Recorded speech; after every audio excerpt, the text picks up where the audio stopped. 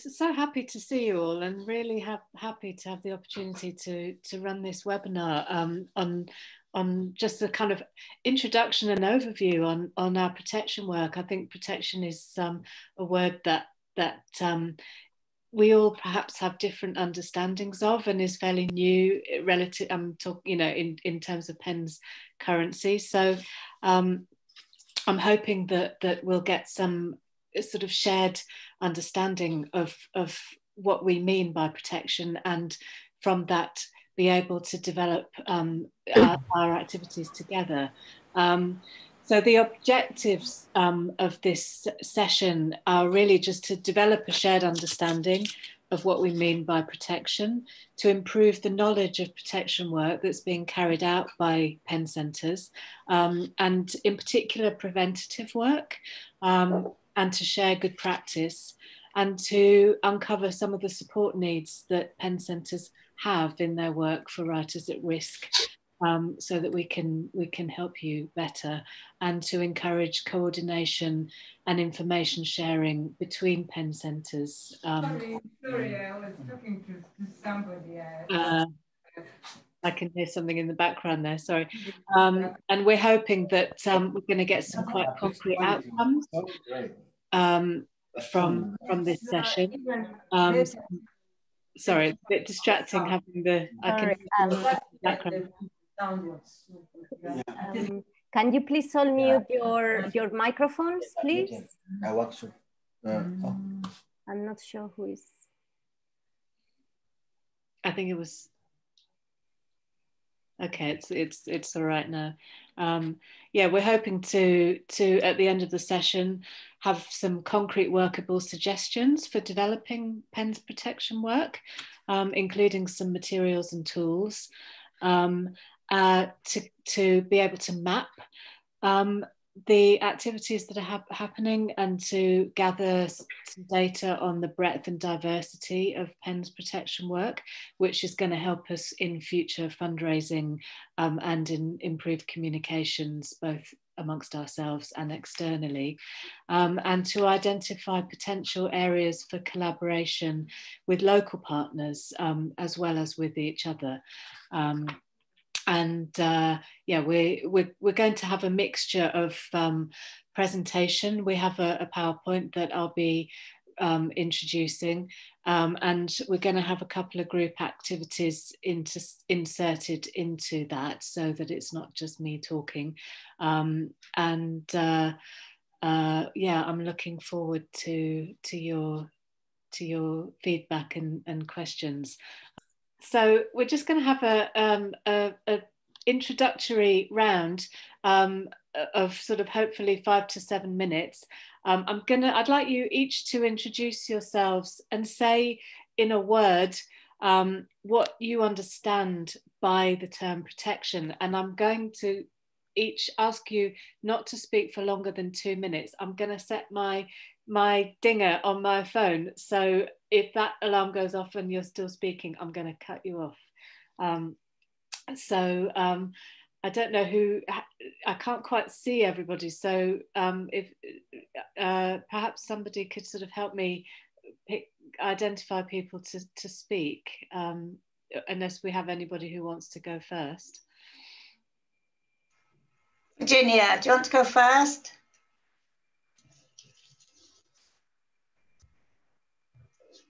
Yes, I'll go first. Yeah. Can you hear me? Yeah, so just your name and your centre, and some brief words about what you understand by protection. Yes, my name is Virginia Peary. I'm an author. I'm PEN Zimbabwe. And I'm here because, in fact, in most cases, writers like myself and others, we are very vulnerable, and being protected makes us feel a bit more comfortable that we can also participate in the protection of ourselves. So I'm really happy that at least I'm attending this webinar so that we can get all the tricks of the trade. Brilliant. Thank you. Thank you so much, Virginia. Samuel. Yeah, my name is Samuel Makore from Zimbabwe. I'm the National Treasurer of PEN and also an author. Protection, I want to be free to write what I want to write. And I'll need the support of other members to protect me, to cover me up whenever there are problems with the authorities. When you live in a country which is very repressive, you find you can't express yourself freely.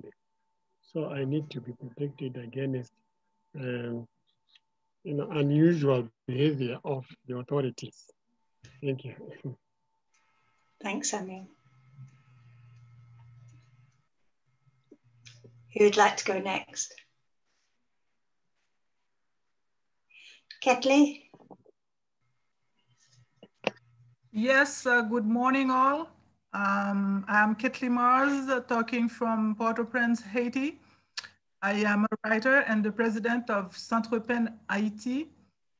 Yes, I think that the reason I'm following the webinar is the same for us all. We are living in very difficult political and social environments.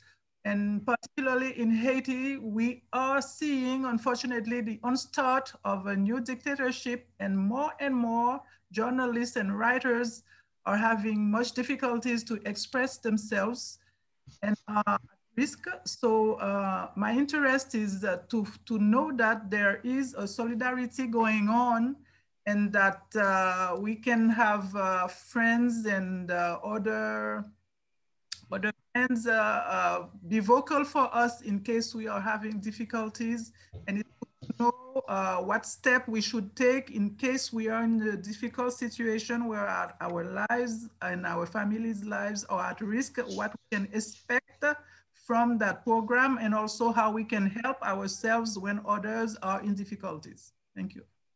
Great, thanks, Ketley. Who'd like to speak next?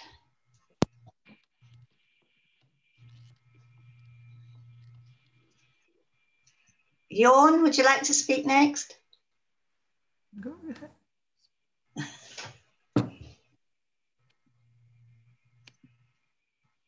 Yeah, I'm Jorn from PEN Cambodia. I'm the president of PEN Cambodia. For me, it's very important for protecting the freedom of expression, because not only Cambodia, but almost everywhere, the freedom is very limited so far. We see the situation of writers around the world very much suffering from their society. Yeah, we see a lot of journalists or writer was arrested and go to jail from their writing topic or writing or express their freedom. Yeah, so this is very big concern. So we should find the way, so how we can get the good way to support them, to help them to have the good way to express their freedom without barrier. Yeah, that's the point that we want to share and to learn together from different places around the world. Brilliant. Thank you so much. Who else do we have? Who hasn't spoken yet? Bangladesh? Muhyiddin? Hello, thank you so much. Do you hear me? We can. Yeah. Thank you so much for giving me the chance to speak here. I am Mohammad Muhyiddin, Secretary General PEN Bangladesh. I'm a novelist and editor of only monthly literary magazine Galpokar, entirely devoted in fiction. In Bangladesh, you know, there are some bloggers, writers were killed some years ago, and The journalists also arrested because of their news and their write-up. And actually, you know, the world famous photojournalist Shahidul Alam was arrested, and he was also uh, in out of jail now, free now. And we are very concerned about our Digital Security Act the government passed, which is also the controversy is going there among the journalists, writers, and the civil society. So we are very concerned about these things. Thank you so much. Thank you.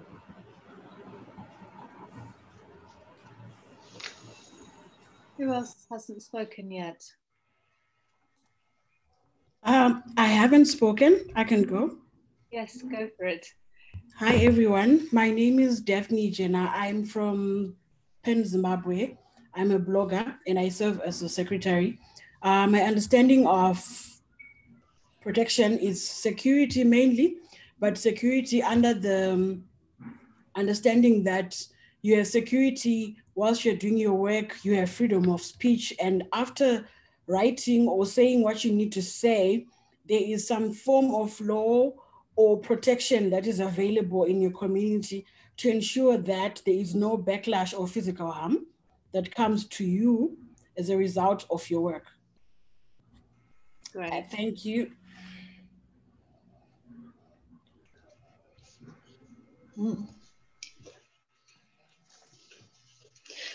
Who's next? Olatubos from Nigeria. Hi, Olatubos. Yeah, I think for the protection in Nigeria here, I'm a writer and a lecturer. I think in Nigeria here, one of the major problems that we're facing is politicians trying to smuggle bills into the national assemblies in order to set laws that are really going to restrict and cripple activists, writers, freedom fighters, and etc. in the country. So we're looking forward to a situation whereby this kind of move is being stopped.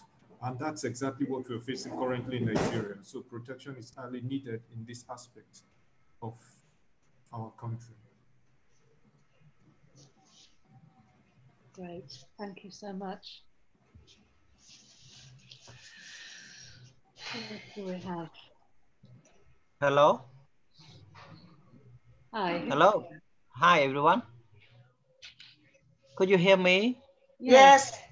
Okay. My name is Tong Him, alias Philip. If you can, if you had to spell my name, you can call my name Philip. Yes, I'm from Pan, Cambodia, a former writer, and now I'm working as a secretary and treasurer of Pan, Cambodia. You know, my interest, my concern about protection mean how freedom of expression is ensured, and how writer can express their freedom of expression, their rights in writing. It is very important for our writers. I think from one to another situation in different country, maybe you know, for different. Cambodia, some writer are threatened with, you know, law. But you know, right of expression, freedom of expression is ensured in or is listed in the law, in the constitution, Cambodian constitution. But the practice sometimes is a bit you know, opposite, not consistent with the law. So they are threatened and intimidated by the government and sometimes they are jailed. Yeah, because of their prior expression. Right. So it means a lot if talk about this. And your time is up, but I think you've made, oh, sorry, you've made your point very, very well. Oh, I can't turn this thing off now. Stop. Thanks, Tom Him. Yes, thank you. Thank you. Who's left? Folu, we haven't heard from you yet. Hello, everyone. I'm sorry, I'm on the road, but well, I'm Folu Agoy from Nigeria. Can you hear me, please? Yes, we can. Oh, okay, yeah, good. So, well, my colleague from Nigeria has said something about what's going on in Nigeria. My perception of protection has to do with the freedom that the freedom that a writer enjoys to really express himself the way that suits him, without any fear of stepping on toes. At least that's so protection for that kind of that kind of freedom of expression is what I feel is really very important to have for a writer, because we want to be able to write freely without any fear of censorship. At times, writers even self-censor, kind of because of the sensibility of society. A lot of writers hold some opinions that are not very popular in the environment, and they know that the environment is hostile towards those kind of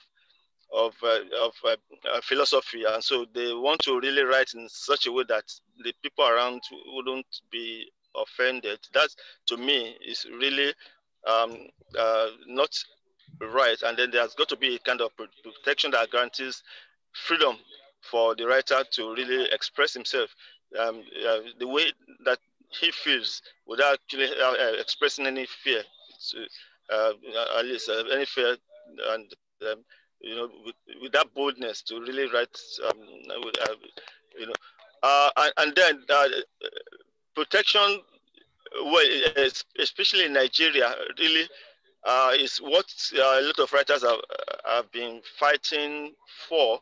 Protection from the lawmakers who are always eager because of the fact that they are mostly aloof from society, from the masses. So they want to be able to operate unhindered, without anybody raising their voice or criticizing them, or even pointing towards what's going on in the corridors of power. And so they're always looking for legislation to really gag people through whatever means. They might use expressions like hate speech or even fake news, whereas we know that even fake news is sometimes generated by the government functionaries themselves.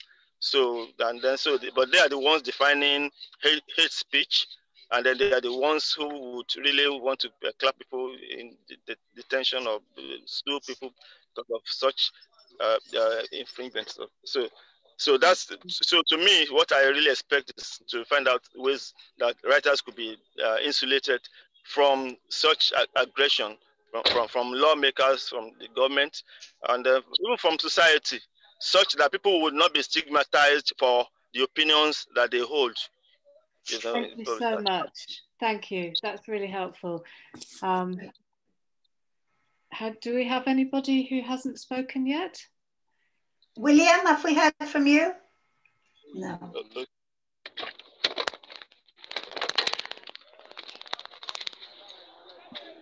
Hello. Hi, William. Hello. Yes. Yes, my name is William from Malawi. I'm a writer. My view of protection is about how can a writer himself from being harmed, being injured, because there are situations whereby you are, but at the same time you must not inflict others. So I feel a right is a way of preventing any harm or any injury. Great, thank you. I think has everybody spoken now? I think, yes, so have I missed anybody out? Emo in Myanmar, I don't think you've spoken yet.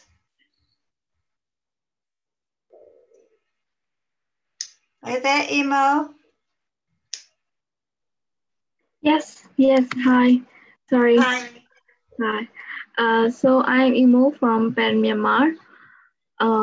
Sorry, I don't have that much experience regarding this topic, so I'm sorry.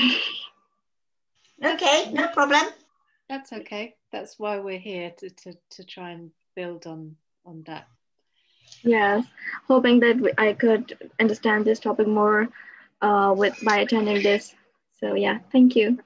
That's absolutely great. And has Ketli Mars spoken already? Ketli has, yes. Okay. So I think everyone spoke now. Everybody's spoken? That's great. Okay. So that's really a fantastic start. I feel like the issues we've got there already, the need for more tools, the need for legal protection, and the battle of self-censorship really sort of came up again and again. And hopefully we can drill down on some of those as we go along and in the future. Can we have the PowerPoint up now, Maria? Yes, of course.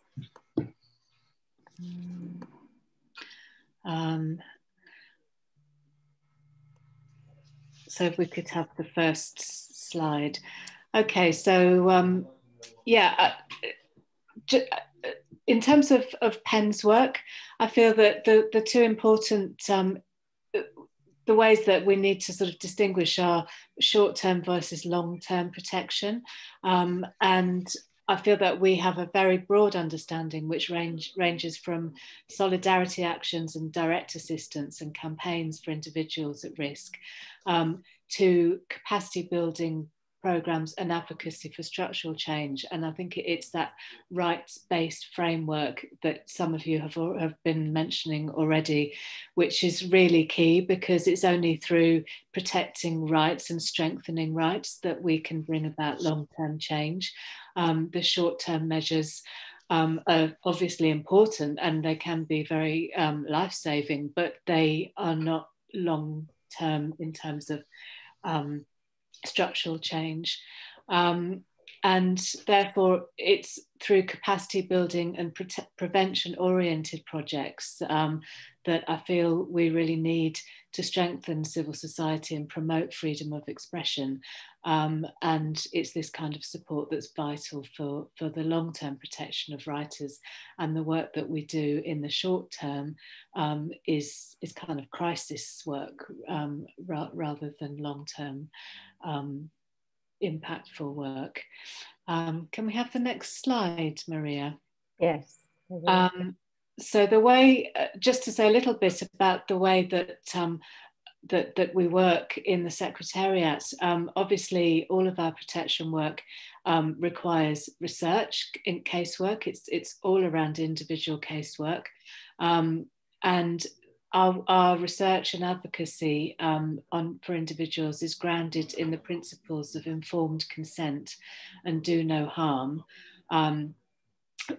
which briefly means that we need people to have a proper understanding of the ways in which we're going to campaign on their behalf and use the information about their case in the public sphere, and that we need to be sure from them or their representatives that that's not going to be harmful to them or their families. And it's something that it's often not that straightforward, and it's something that we can sort of have a longer conversation about perhaps at some point. Sources that we use when we're researching cases include, as well as the account, obviously, of the person themselves, press reports, reports from individuals in the region, including pen centres and other human rights groups, embassy officials, academics, families and lawyers and friends and exile groups, as many sources as we can possibly reach. And through that, we build up a case, and based on evidence as much as we can. And this is often used as, you know, in a legal setting such as asylum applications. It forms the basis for resolutions that PEN makes in congresses and other government communications, and is the basis for all of our advocacy and campaigning work. But this process of research has obviously, it's very time consuming, and there's a lot that goes on before a case becomes public. Next slide, please, Maria. Solidarity actions, obviously the letter writing campaigns and the honorary membership scheme is something that has been very traditionally used in our campaigning work, and gives hope and strength to writers facing long-term imprisonment and other persecution or exile, and can play a leading part in supporting them to continue with their writing. And often over many years. I think PEN's kind of hallmark when it comes to solidarity work is long-term casework, and that's really that solidarity over that time, I think, is really, it gives strength to people. And centres have also worked to produce and publish translations of writings by their persecuted colleagues, to raise awareness of their case, but also to enable them to continue having a voice even when they themselves are perhaps imprisoned or silenced. Next slide, please. So we also have the PEN Emergency Fund. Many of you may well be familiar with them already. They provide, excuse me, one-off grants of usually €1,500 for a range of emergency assistance measures, which can include safe passage, flights, visas, travel assistance for those who need to flee or relocate, medical assistance, and also just general support towards living expenses. We often see writers who are not able to work because of the persecution they're facing, or who are in other ways, you know, if they've had to flee, they don't have legal rights to work in whatever country they find themselves in. And the PEN Emergency Fund is a really important way of supporting those people. And in 2019, 35 writers benefited from these grants. And I must say, you know, many organisations have emergency funding, but I think there's something unique about the PEN Emergency Fund, partly because although it's a small amount of money, the decisions are made extremely quickly. They get the money to the writer within usually a few days, and their mandate is really very broad. So we can also go to them for support for writers who've been in long-term limbo for many years, for example, who actually are now the majority of our cases. And most organisations have a cut-off time that the persecution has to be in the last 3 months or something like that, which actually I think in most of our cases, yes, the particular instance of persecution may well be recent, but I think in most cases, they're facing a very long-term situation, and that's the emergency fund is able to support them in a longer-term sense, even though it's a short-term measure. Next slide, please, Maria. So this is a case study that I thought encapsulated a range of the ways that all of these activities can sort of work together. It's usually the case that that we will perhaps do different protection related activities on a case at different times. So Abbad Yahya, who's a Palestinian novelist, got himself into difficulties in February 2017 over a novel that he'd written, and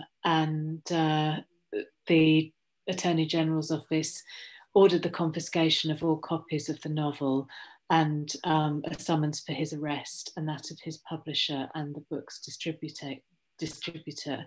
And he, as a result of that, he became the victim of a hate campaign on social media, and he began to receive death threats, and copies of his novel were burnt in the Gaza Strip. So his life became at risk really very quickly. The first steps that we took was to sort of give him specialist advice and work with him to document the case. And as a result of that, it was decided that a public campaign would be helpful for him, and he agreed that would be needed. So we applied alongside working with the regional coordinator at the time on developing a public campaign. We applied for an emergency grant for him, which enabled him to seek temporary relocation. He first in the region, and then sometime later he was offered a temporary refuge in Germany from German Pen. That was some months later that happened. And then late at the end of that year, the president of PEN and the executive director went to Palestine during a planned visit and met with the Attorney General, raised his case, and as a result of that, the criminal investigation was dropped. So, I mean, this is obviously, it doesn't always work out that way for people, of course, but it's a good example of how different kinds of protection mechanisms can help support a case at different times. And we worked on this case for more than a year. So I'll just tell you briefly now, before we move into our first activity, just some examples of the different kinds of protection work that PEN centres are doing. I'll try and sort of pick examples from different regions. Obviously, we've got PEN Uganda is working on the Writers' House for Displaced Writers. I don't know, Danson, if you want to say a very few words about that, just very, very briefly. Or do you want me to? I can do it as well, but I thought since you're here. Mm-hmm. Thank you, Kathy. And thank you, friends. Can you hear me? Yes, we can. Okay, thank you so much. So PEN Uganda has a Makespace project, and most, as you're aware, Uganda hosts a number of refugees, more than 1,300,000 refugees from around the country, what they call the Greater Lakes region.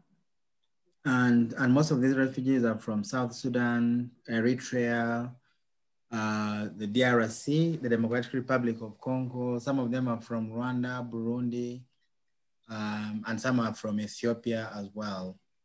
And we discovered that many of these refugees, there are two categories of these refugees. The first category are those who are in camps. And then there are those who are asylum seekers who live on their own. And we discovered that for the asylum seekers who live on their own, many of them do not have a place where they can work from, a safe place where they can meet, discuss, read, and so on. And most of them stay in places where reading is not possible. Either they do not have power or they don't have the environment in which they can read or write. And so with the help of PEN International, we set up a space where these writers come to work and to write. It's a space with, like any other ordinary space, you would have chairs, tables, computers, internet, and so on. And the idea is that they can find this place a safe place where they can work and where they can discuss. We have debates in this center, but because of the disruption caused by the COVID pandemic, the work has suffered a lot. We have very few writers who still come. And even when they come, many of them are struggling to survive economically. And when a writer is struggling to get what to eat, it becomes very hard for them to concentrate on writing and so on. So in brief, this is the space that Kathy is talking about. We are very grateful to the help given by PEN International. But at least even if 5 writers come and they find that this is a place where they can work from 8 in the morning up to 6 p.m. in the evening, even if they were just 1 writer or 2, that is just very good, and it's all worth the effort. Thank you. That's brilliant. Thank you so much, Danson.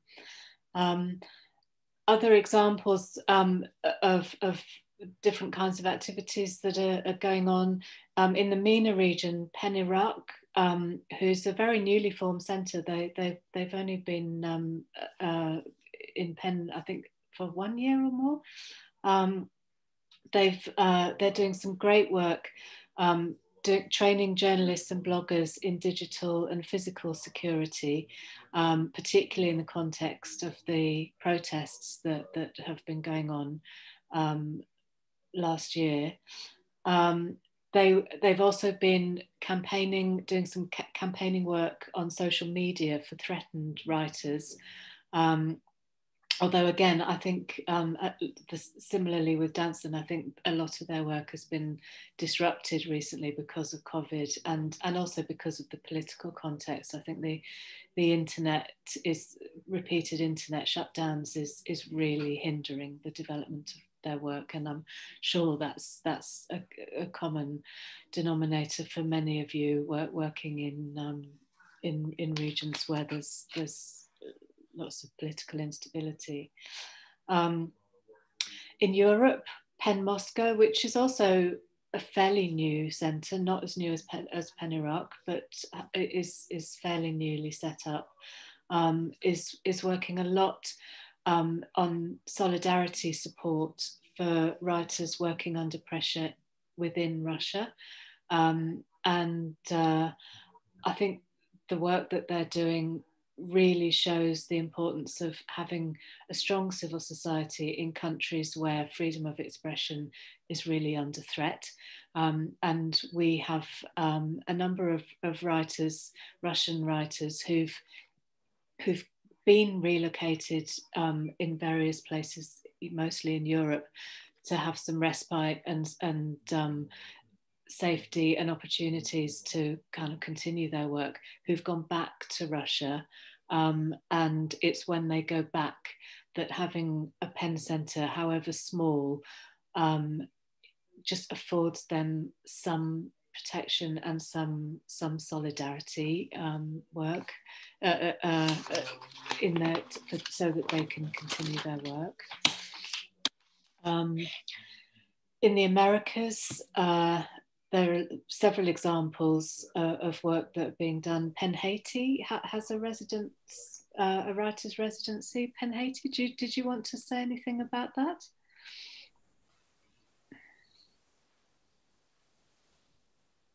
Do we have PEN Haiti here? We do, don't we? Yes, I think so. We do. Ketley. Yeah, Ketley was here. I'll see if she's still there. Anyway, I'll move on. But if Ketley, if she wants to speak, then do please chip in. PEN Nicaragua. Yes, hello. Hello. Ketley, yes, hi. Sarah, I'm sorry, I lost the screen. No. I just wondered if you wanted to say just a very brief words about the PEN Haiti Writers' Residence. Yes, we have had that residence program since for about 10 years. And it's a very small accommodation, but still we can have a couple of writers in-house for short periods, let's say from 1 to a couple of months, where they can come and of course be isolated and write. For now, the residency is not active due to the COVID situation in Haiti, but this is a potential that we have and that we want to promote. Yeah, great. Thank you so much. And also from the Americas region, PEN Nicaragua has recently set up a small grant, emergency grants for journalists who are sick with COVID. And PEN Honduras has been working for many years with threatened journalists in the country. And through their president, Dina Metza, they've developed a security app for journalists at risk in the country so that they can report threats. And they also have a relocation program where they try and arrange relocation with legal status for threatened writers and journalists in Honduras. Asia, the Asia region, I think it's more of it. It's been difficult to get sort of programs off the ground in centres there, I think for complicated reasons really. But there is a lot of ad hoc casework going on that I'm aware of and that has been really helpful for us in our protection work in the Secretariat. Afghan PEN, for example, has been really, really helpful in providing support and advice to us to a writer who ended up being deported to Afghanistan. She had fled the country and was living elsewhere in the region and was deported suddenly back to Afghanistan. The PEN Centre there was really, really able to kind of step in, help her find somewhere to live in the short term, help her with various kind of practical issues, and was also really helpful to us in communicating with her, advising us on what he thought her situation was, her needs were, etc. So I think a lot of countries are in a situation where writers perhaps end up in their country who are not from their country because of being displaced there for one reason or another. And centres in countries like that, in Turkey, Afghanistan, are good examples. We really need strong centres in places like that who are able to help with displaced writers. And I mean, just a couple of examples from sort of, centres in sort of Western countries, not necessarily rich centres, but centres in rich countries. PEN Canada, who is actually a very small centre with very limited resources. They do an awful lot of work supporting asylum seekers in their country, going to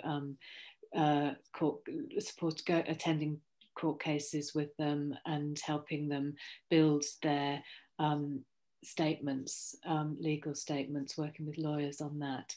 And PEN Sweden have done an awful lot of work hosting relocated writers, particularly from Bangladesh. A lot of Bangladeshi bloggers have gone to Sweden for periods of time, sometimes long-term exile, sometimes brief periods of time for rest and respite and other reasons. So that's just a flavour of some of the work that has been going on around the world through PEN centres that I hope will be inspiring and will be useful in developing your own thinking about how you might want to develop your own work. Can we have the next slide, Maria, which is, I think, going into our group activity. So again, I'd like to go round. rather than have individuals speaking, I'd like just one person per centre to speak in the interest of time. So if there are 2 or 3 of you from a centre, if you could agree who's going to report in.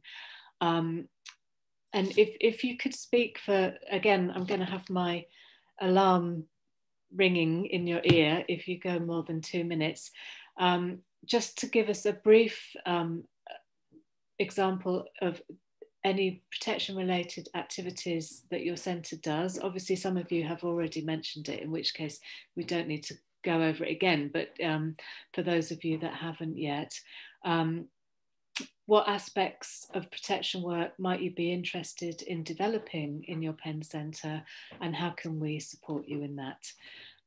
So if we could kick off, I might need your help, Anne, in choosing centres again, because I haven't quite, I can't quite see. I'm worried about, there we go. I'm stopping the screen now. There we go, okay. Is there any volunteers to go first, or shall I just pick somebody? Is that a hand raised? Yes, that's Penn Nigeria, yeah, am I right? Sorry, Can't hear you, can't hear you. No, before you go ahead, can we nominate, we are 3, can we nominate one person? Yes, yes, please do, please do. I think Miss Jenna will represent us. Miss Jenna, the young lady, we are 3, okay. So Miss Jenna will represent us. Okay, yes, so let's have Penn Nigeria first, and then we'll move on to Penn Zimbabwe, okay? Yeah, thank you very much. The last one we did was during the COVID-19 lockdown in Nigeria.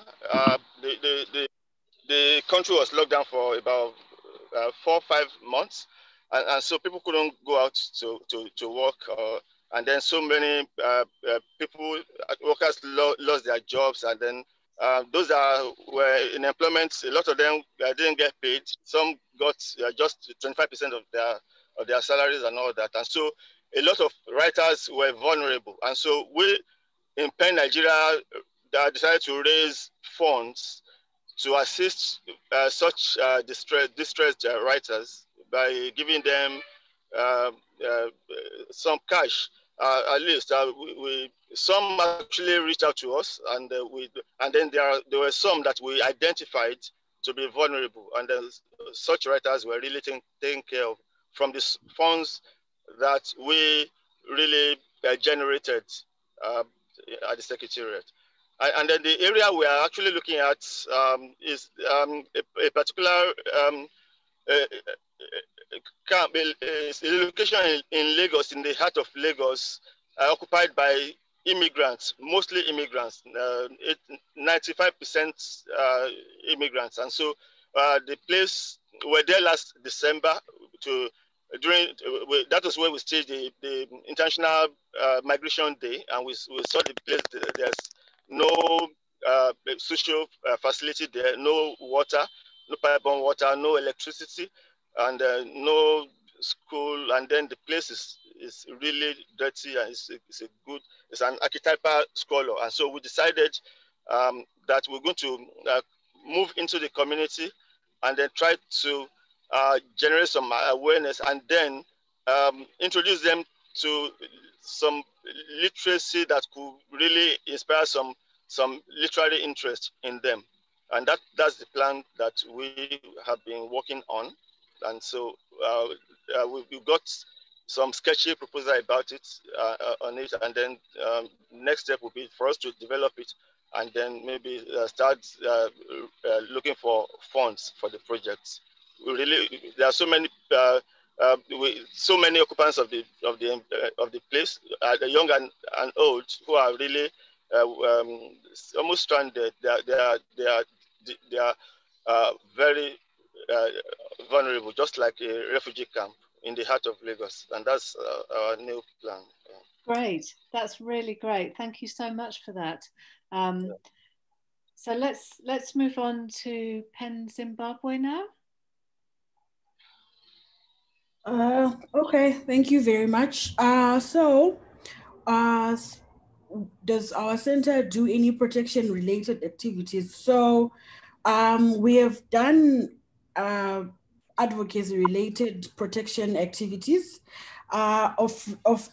Recently, we had a journalist, Hopo Chingono, and author Tsitsi Dangarembo, who had been arrested because of they were protesting against corruption, and Hopewell had released information on corruption. And we joined in an advocacy campaign to have them released because they had been arrested unlawfully, and it was a long time till they were charged and they were being denied bail. And we were advocating for freedom of speech because they were arrested based on them releasing information that they had, which they assumed or was evident to prove that some corrupt activities were happening, and it was infringing on freedom of expression for journalists or even as writers. So that is some of the recent activities we have had.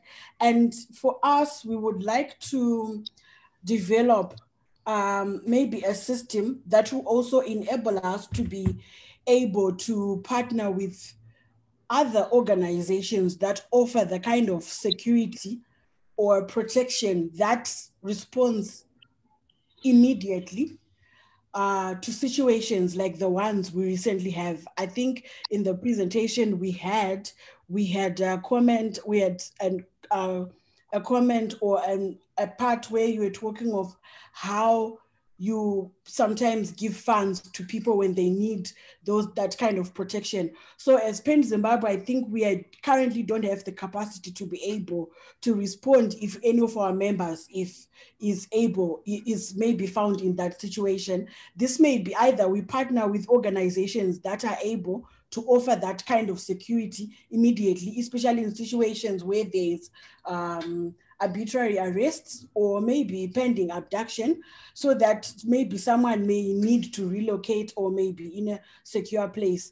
And we would also want to also train our members on how they can secure their information, especially now that we're working online and most of the interactions we are having with our members and writers, journalists is online. We would want to increase the capacity of our members on how they can protect their data, be it using it on a computer, be it on a tablet, be it on a phone, because that is the kind of information, if it gets into the wrong hands, increases the risks of our members, considering also the volatile political situation that we operate in.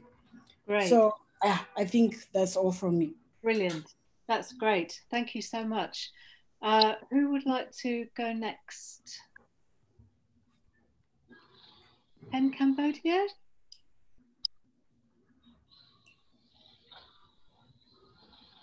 Yeah, they wrote something in the chat. Oh, sorry. I haven't been following the chat. Sorry. Don't worry. They have written something in the chat, but maybe it would be good for them to elaborate a little bit on this. I can read what they've written. They say, we have worked closely one by one with our writers to write or express everything or whatever by not related to political motivated things. Otherwise, they are more or less facing imprisonment. In Cambodia, the sensitive issue is politics. Yeah. I think you're working in a very, very hostile environment in Cambodia, aren't you, at the moment? Is there anything else you want to say to that, or?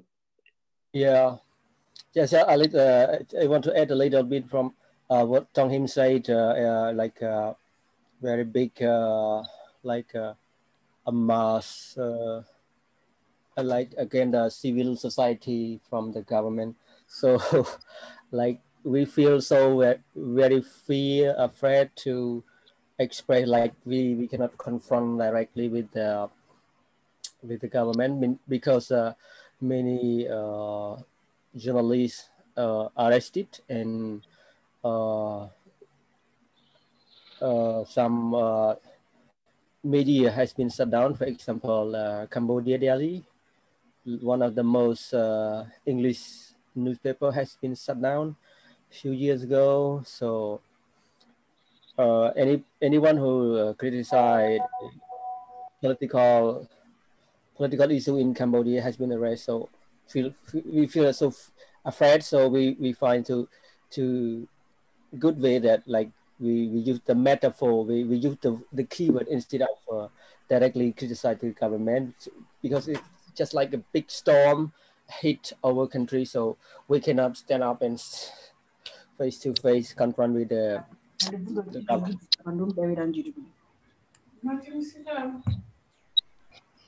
Yeah. Thank you. Thank you. Hello. Hello. Ah. Who was that? Tom Him, you are muted. Tom Him, bắt tôi ra vậy. Sorry, I can't. Oh, okay. Could you hear me? Yeah, sure. I want to add some idea to what Mr. John mentioned earlier. Writing and its freedom of expression in Cambodia is under serious threat. And writer cannot write anything related to politics or criticize any action done by taken by the action done by the government. As you have seen, follow what is going on in Cambodia. You see many civil servant and some civil society worker who work on nature, environmental issue, politics. So they are jailed. They are sent to jail. This is related to the freedom of expression. Even the law is okay, but the law is on the lip of the politician, and the government, and now it seems to be two-edged action.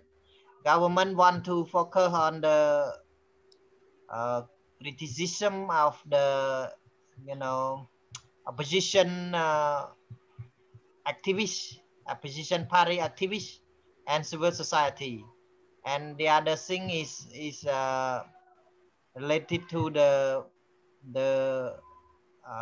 social phenomenon in Cambodia, like a flood or a storm or something related to natural disaster. So it's a big thing that the government need to focus. And a very sensitive issue that most of the civil society worker and opposition activists need to be careful and well aware of. As you have seen until now, after 2017, when the opposition party was dissolved by the government, after the election, 1 year after the election, many political asylum seeker, they fled to Thailand, neighboring country, to the other country in Europe, like human rights activist, vulnerable Luan Sabat, now he's living in Swiss. This is because he was threatened by the government, and now he fled to Swiss. Yeah, this is one example that you have seen. I just read the example. Yeah. Absolutely. Can I ask a question? Because I think the point you raise is really important. How can PEN support centres like you who are trying to operate in a country where there's really no civil space, where most of the people, the opposition and the people who are trying to speak out have had to flee or who were silenced? How can we support you?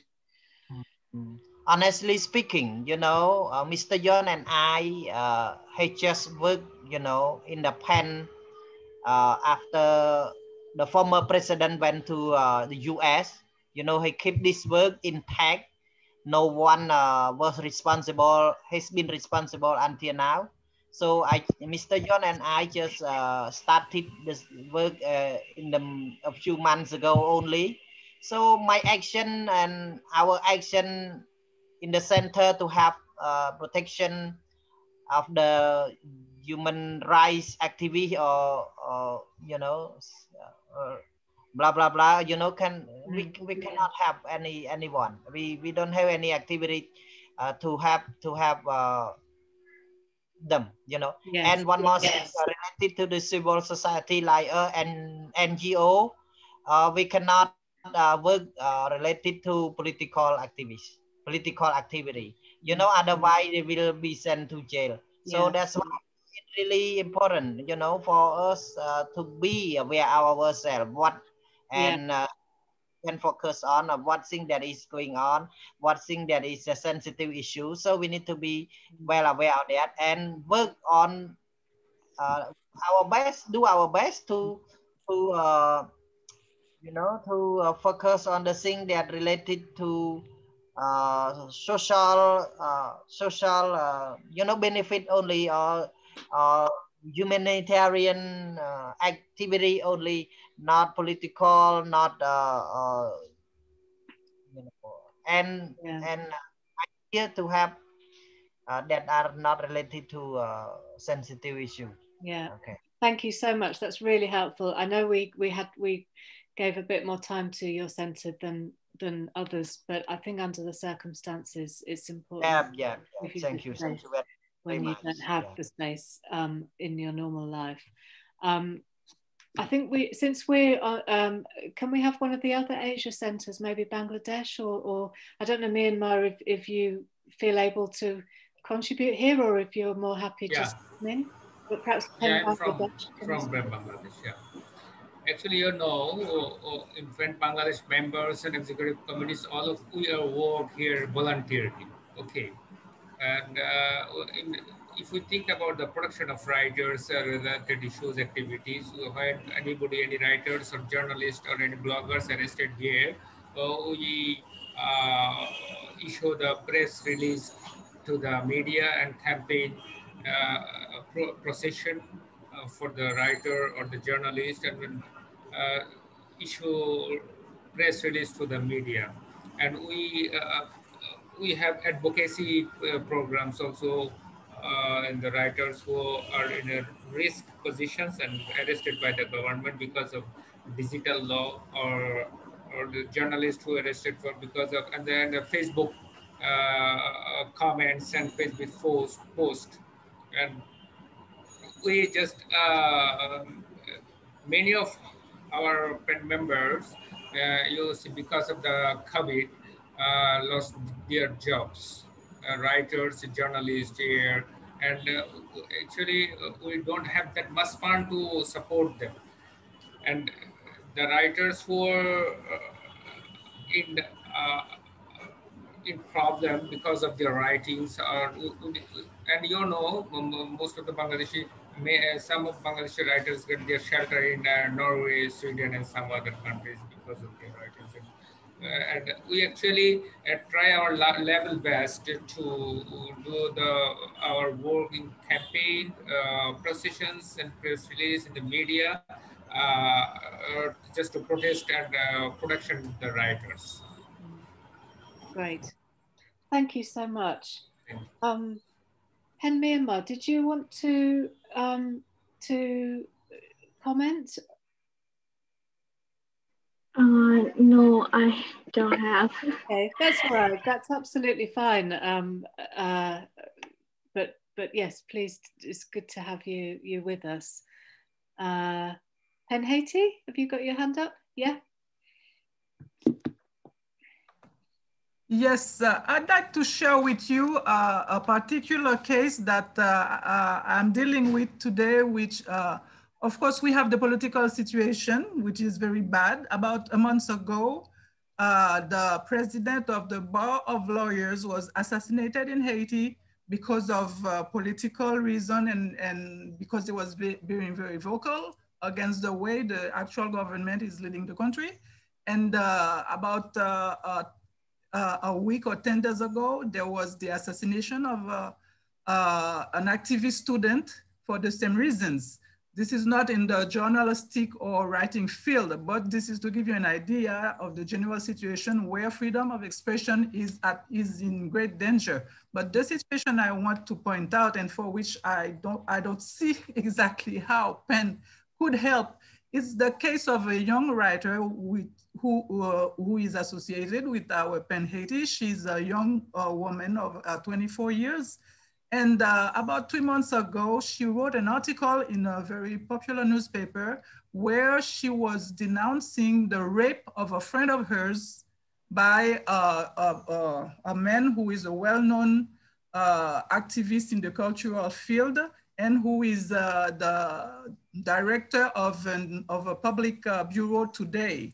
So from that day, there was a raging war going on the social medias, and that young writer and the friend that she spoke for both received constantly threats on their lives, threat to lose their jobs. And both the girls are so traumatized that I have to take on myself to send them to a psychologist and help them a little bit, because particularly the one who was raped was threatening of committing suicide. She was trying to mutilate herself. This is really a situation that we lost control absolutely. And all this due to the pressure they were receiving from the threats and all the exchanges, the comments, and the pro and the con that was going on the social media. This is very heavy for a young girl who was just trying to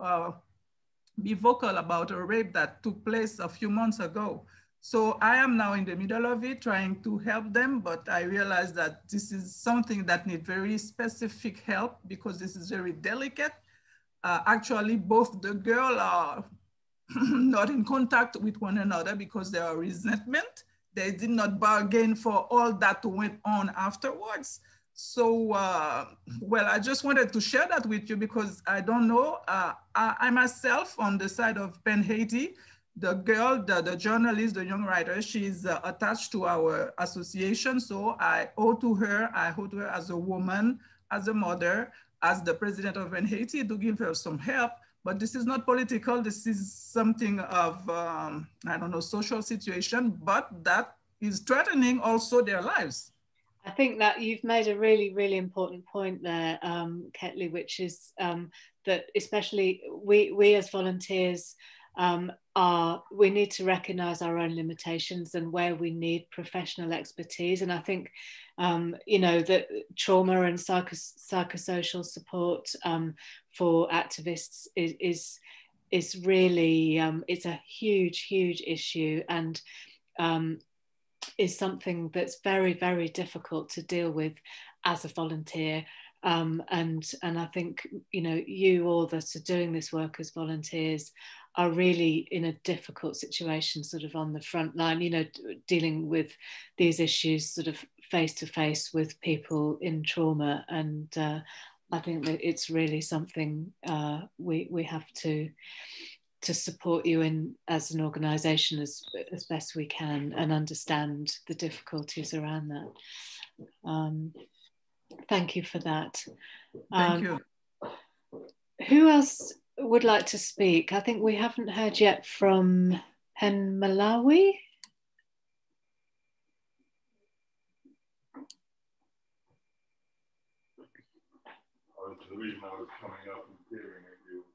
From PEN Malawi, we have William, and I think we have another person. Oh, Gambia, PEN Gambia. Oh, PEN Gambia as well. Would PEN Gambia like to go? You've got your hand raised, so why don't you go? Yeah? Yeah, thank you. Sorry for coming late. Yes, we, in the Gambia, yeah, we have a lot of plans but unfortunately, the COVID-19 caused a lot of problem because what we wanted to do as Gambia hosts the African Commission of the sitting of the commission is in the Gambia, is twice in a year, one in April and in October. So what we were planning, we planned late last year, and that should have been our first intervening point at the commission in April, but unfortunately, the COVID-19 didn't allow for the commission to go ahead because we have two phases. Maybe most of you are not aware, but we have the NGO forum in the Gambia. It's all it go side by side with the commission sitting, but that is 3 days. All the NGOs in Africa, those from Europe and Canada and America come down here to discuss the issues of what civil society have done on the continent for the past 6 months. Then after that, then recommendation will be made to the commission to the commission. Then we have various special rapporteurs who are in charge. So what PEN Gambia decided to do was to engage, because PEN International is an observer status holder to the commission. So we have the right to speak at any time under that observer status as member of PEN International. I have done it. I represented PEN International in Mauritania and here also, in 2019 in April. So that's one of the things we were trying to look at to see how we can engage some of this commission, because you people are not here. Like what is unfortunately what is happening in here to respond, because when journalists are arrested, letters are sent. And the African Commission on Human and People Rights is the biggest body under the AU that represents human rights, the section of human rights. So that was one of our intentions, because we wanted to start with the issue we wanted to learn from Uganda. I discussed that with my brother in Uganda, but unfortunately, when we get to the prison to deal with the people in the prison, prisoner, to engage them, to do some work with the prisoner. But it was very difficult because Gambia is coming from, let me just say, a 22 years of dictatorship. We got rid of the dictator in 2016, December on the 2nd. So the new government are there up to now, they are not even understanding, because even the issue of freedom of expression is still a problem. Journalists, okay, they are not yet been detained for more than 7 years. In the 1997 Constitution, they can even imprison me as a journalist at any time. I work for the newspaper, it can be closed at any time. Those laws, we were trying to get it out of the Constitution, but it couldn't work. And we were trying to draft a new Constitution for the country, but unfortunately it was kicked out, it was not accepted. So we are trying to meet as soon as possible, then we will redirect our plans, and what we will do, maybe from there we will be updating the PEN International of what we are doing. But our main concern is to work closely, because like if our colleagues in other countries like Nigeria, Zimbabwe, write to the commission here, they should allow us to look, Gambia take it up with the commission, because it's just a team we're trying to work on. Thank you.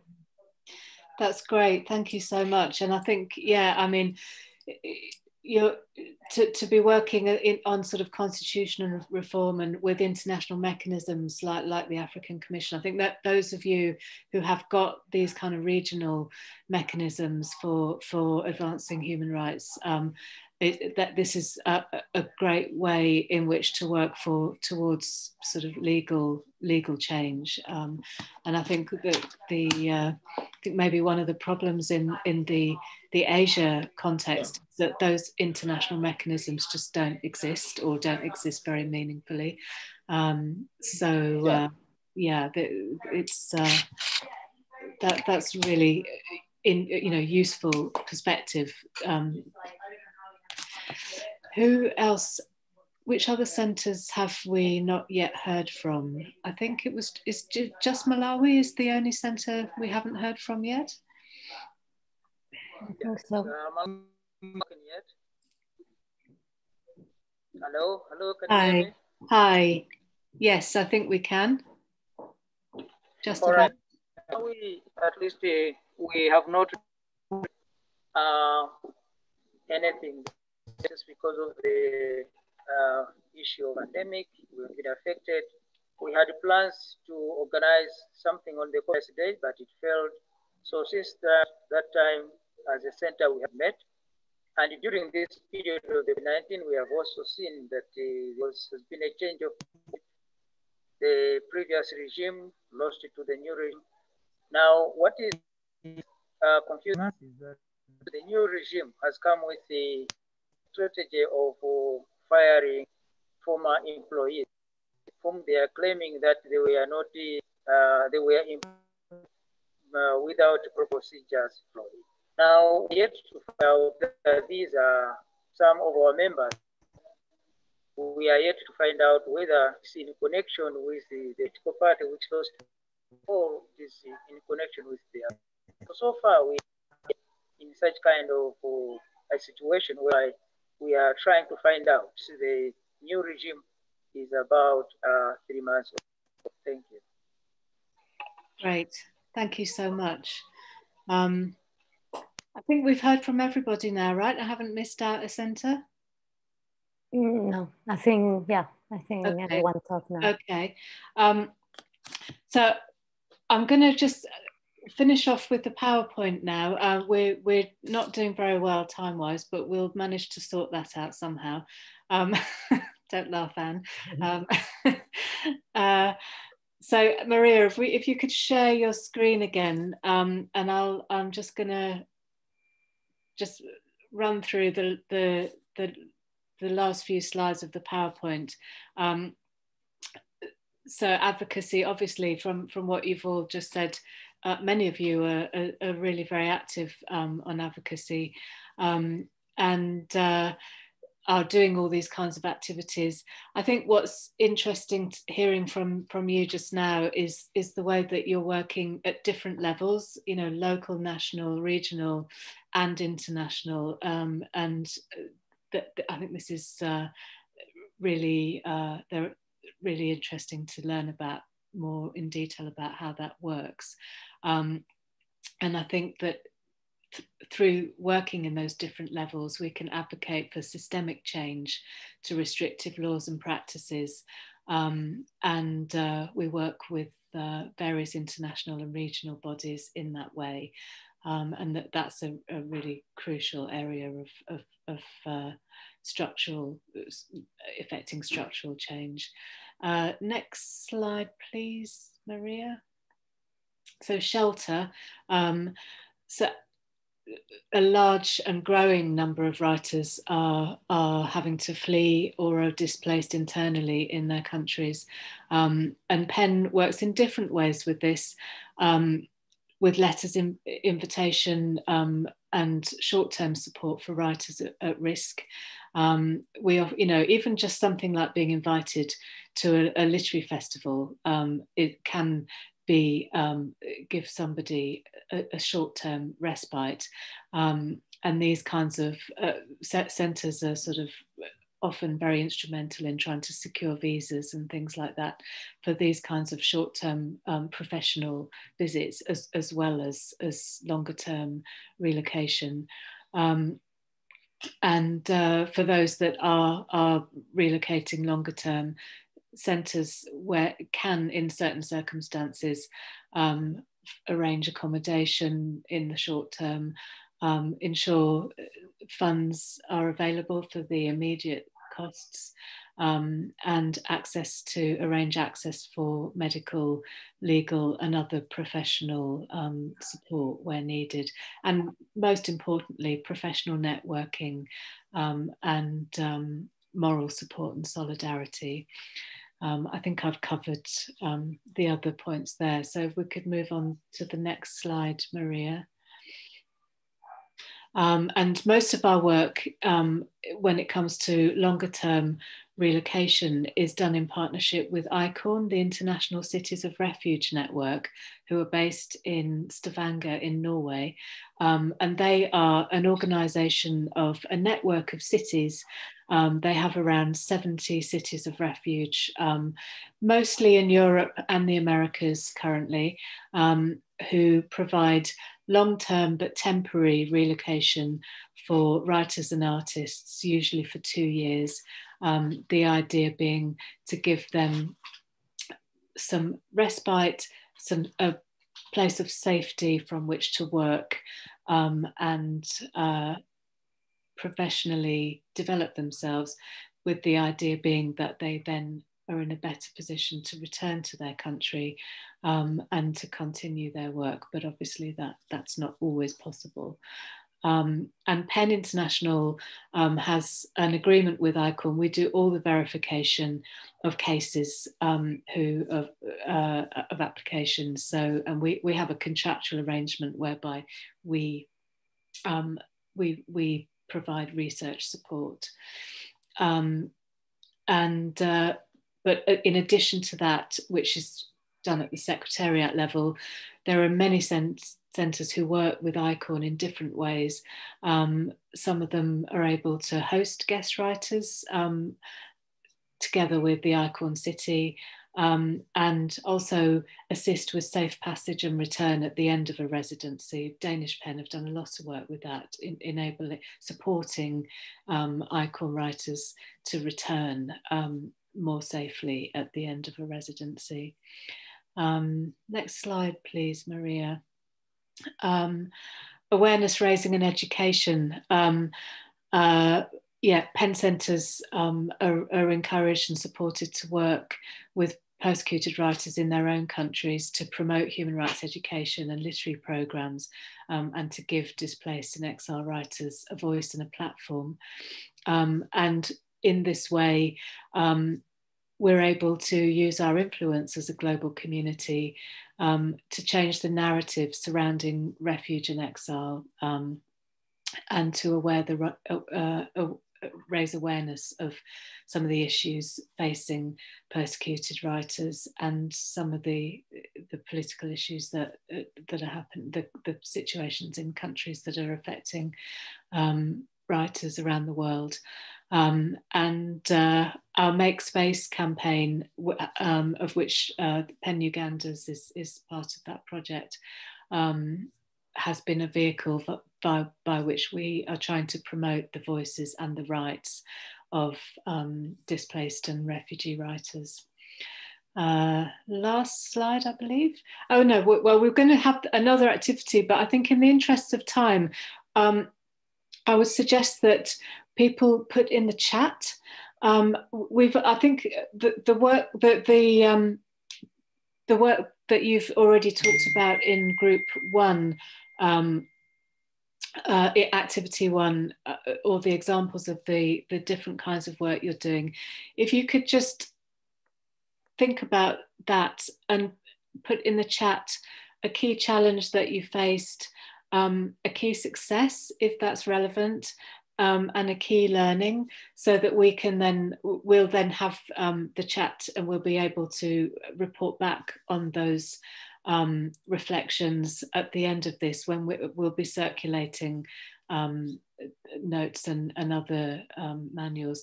PEN Zimbabwe, you've got your hand up.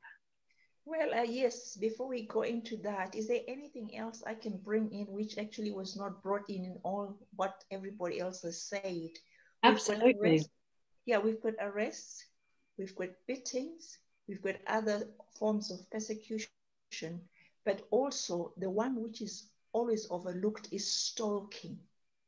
I think that one is very, very, very dangerous, because one never knows they're being stalked until they're stalked. And then it's hard for people that's the most hidden way of how authors and journalists are being persecuted. Do you mean surveillance? Well, being followed. Being followed, yes. So physical, yes. Really physical sometimes. Yes. I mean, I'm one of those people who went through that years ago, but still, you still keep it. I'm not the only one. I've been also finding others keep quiet. Yeah. And also it's never made public, but it is Yes. a big problem. Yes, yes. Because of the nature of what you write and how you carry on writing what you write. So yes. Please, let's also look into stalking. Thank you. Thank you. That's really helpful. And I think this is something that applies in many different countries. I'm thinking especially of Iran, that kind of intimidation, physical not just, you know, surveillance. Yes, of course, digital surveillance, online surveillance is prevalent in many countries, but that kind of physical stalking, as you call it, somebody having a car outside your house, following you on the street, this kind of thing. It's the intimidatory tactics that create fear, and where writers are being having to work in a climate of fear and intimidation, and how you can respond to that somehow, and how we as an organization can try and protect you in that atmosphere. That's really good, an important point to raise that we need to look more into. And I think it links very much to self-censorship as well, which is, you know, it leads to self-censorship when people feel that they can't speak out. And it also links very much, I think, to where the trying to figure out where the red lines are. I think in very authoritarian regimes where it's just very clear that you're going to get yourself arrested if you speak out on a particular issue or in a particular way, you kind of know where you are. But I think in many countries it's really not clear, and the red lines are constantly shifting. You know, this is also something that's incredibly difficult to navigate, I think. Thanks very much for that. Some people are writing in the chat. Maybe Anne or Patty, do you want to read it out, or?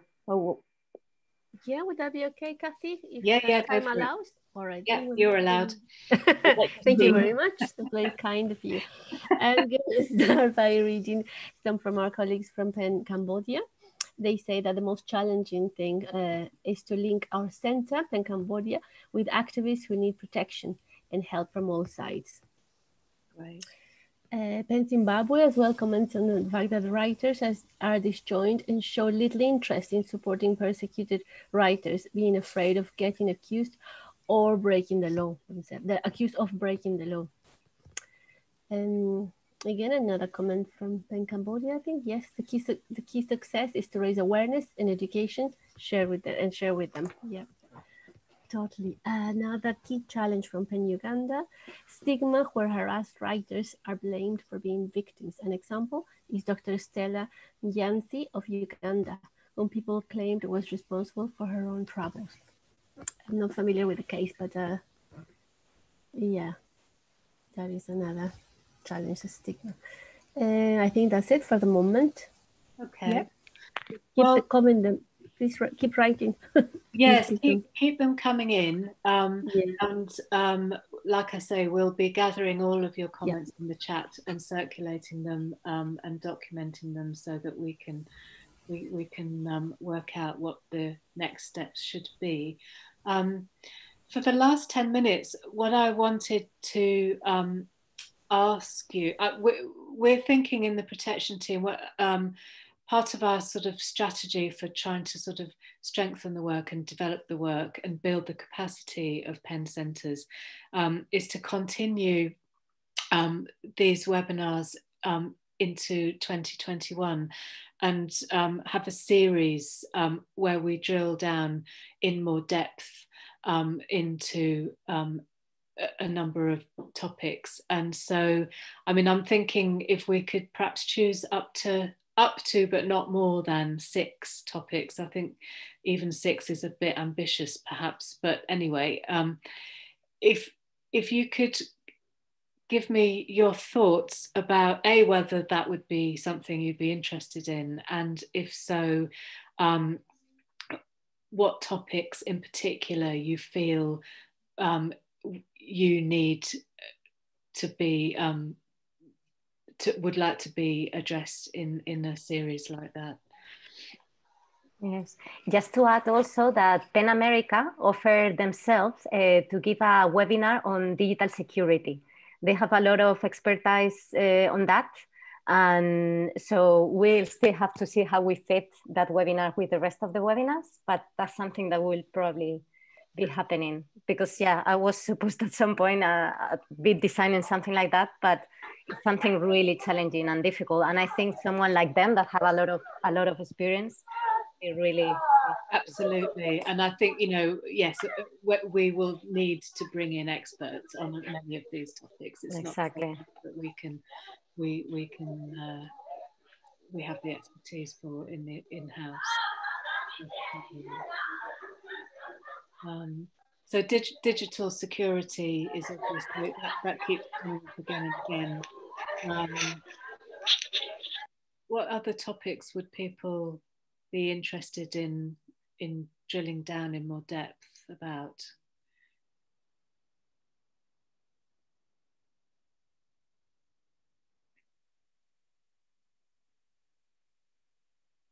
Is that PEN Nigeria at the bottom there, I think, has a hand up? Yeah, Fulu from Nigeria. I would like to be trained on the legal tools that we can use to fight for protection. Okay. Maybe some chapters and some legislation, some international agreements that we could now fall back on and then start using to demand our rights and then to fight for our legal tools and an understanding of how to work with legal mechanisms. Brilliant. Okay.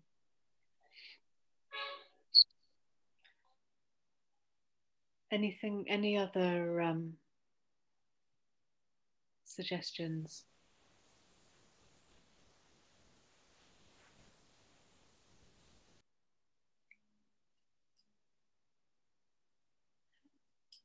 I mean, something that has come up in different ways over the course of this webinar is physical protection, the need for physical security. So perhaps especially for people working in very hostile environments, some kinds of training on risk management from a physical point of view, and perhaps I don't know whether and how to, yeah, some tools that can help people stay safe in terms of you know, awareness about the kinds of things that they can avoid and the kinds of things they can do to protect themselves. That perhaps could be useful. Yeah, PEN Zimbabwe. Yes, well, through what I went through, I had to devise a system of checking out certain things, whether I'm traveling, whether I'm at home, wherever I am. You sort of have mechanisms to sort of check almost without making it clear that you're checking something, but you have your own way of devising. Maybe everybody else can come together, we bring out what to look for, where to look for, and how. It depends. For instance, in a hotel, by the time you get to a hotel, people know already you're arriving. And well, things can happen without realizing. Well, I can't give more information, but when we come to the training, we can always give suggestions.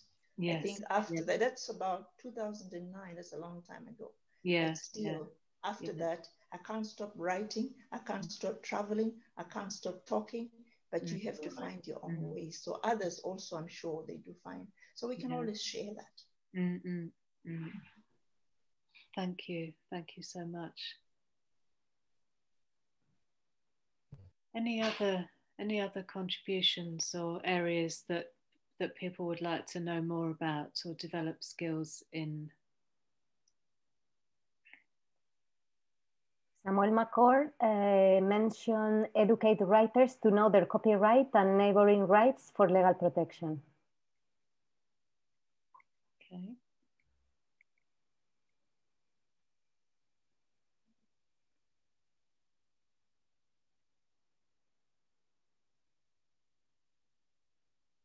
Anybody else?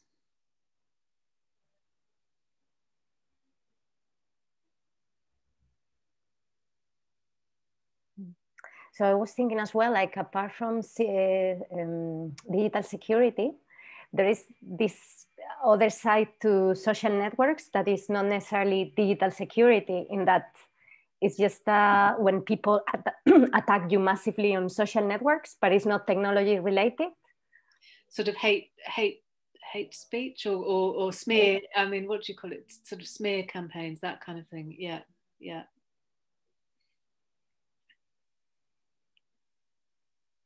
Yeah.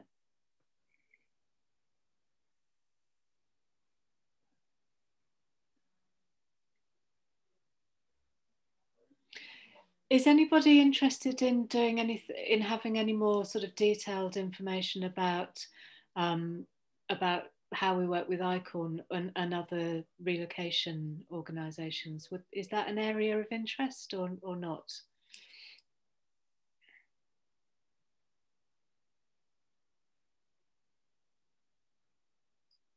Maybe I can see a nod. Mm-hmm. Can put that on the bottom of the list, perhaps.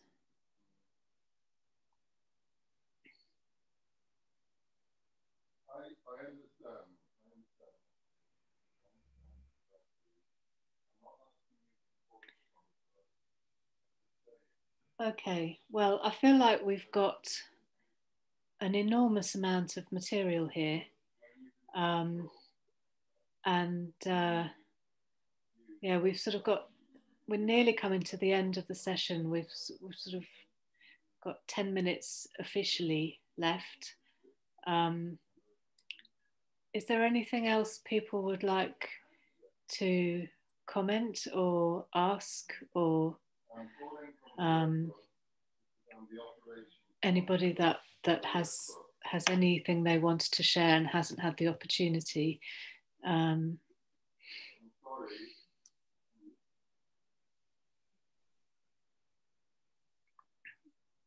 Penn Zimbabwe.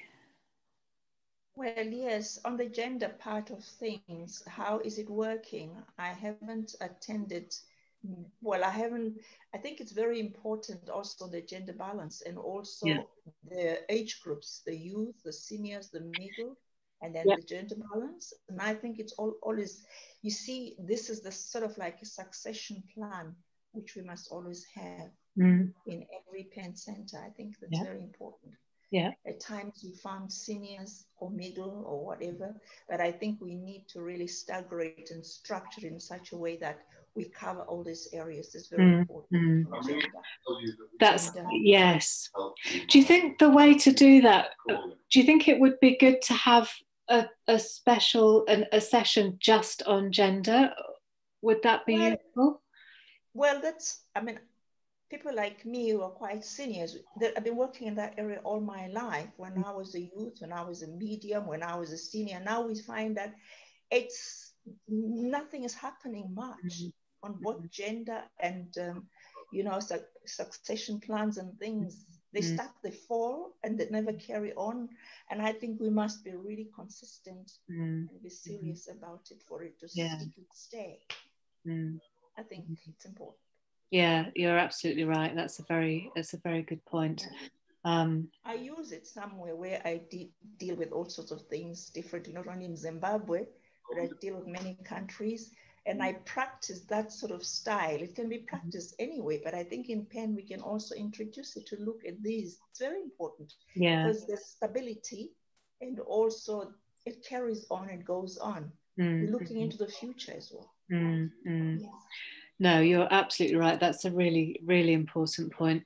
And I think the other area that I think would be important to look at more is well-being and psychosocial support and trauma, because I think that, when it comes to supporting human rights defenders, it's a really, really often neglected area, because obviously when somebody's facing immediate physical danger, their trauma and their well-being is not a priority. But it's something that comes out later, and I think in order to support long-term support writers and activists to continue their work and to keep going in hostile environments, it's something that has to be addressed, and I think we need to look at ways in which we can inform ourselves more about those things.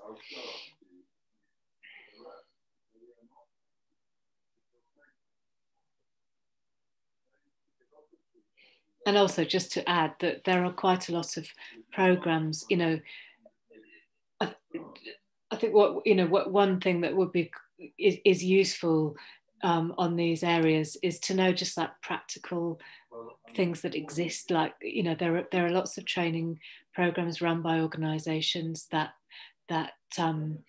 train human rights defenders on, you know, how to stay safe, on how to sort of manage their trauma, how, you know, these kinds of things. So to know, if, you know, it's not necessarily that we do those things ourselves. I'm not proposing that at all, because that's not our expertise.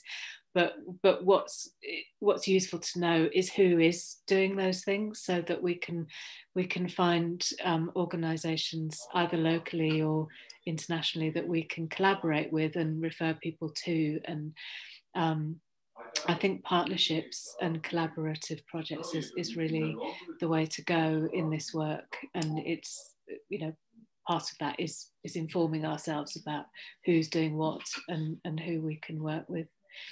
And especially locally, at a local level, you know, I think this is really where we need to sort of get better at building, you know, connecting with our own local networks. Someone, Ola Tumbosum, wrote a message on the chat saying, I would like to know strategies to fight restrictive bills before they become law.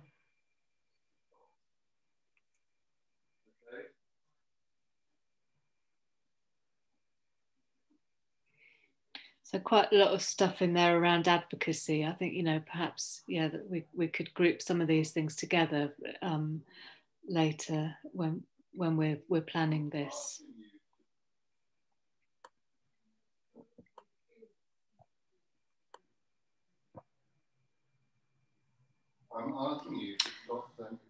Great.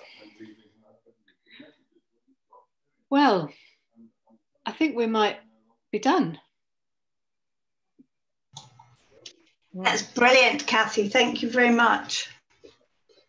Oh, you're welcome. And I must say, I've just enjoyed this so much. I really have. I've learned so much from listening to all of you, and especially, I think, you know, I would like our protection team to be working much more closely with you as Penn Centres, and it's something that I miss. I think we all miss, and just hearing you speak is your lived experience is what we need to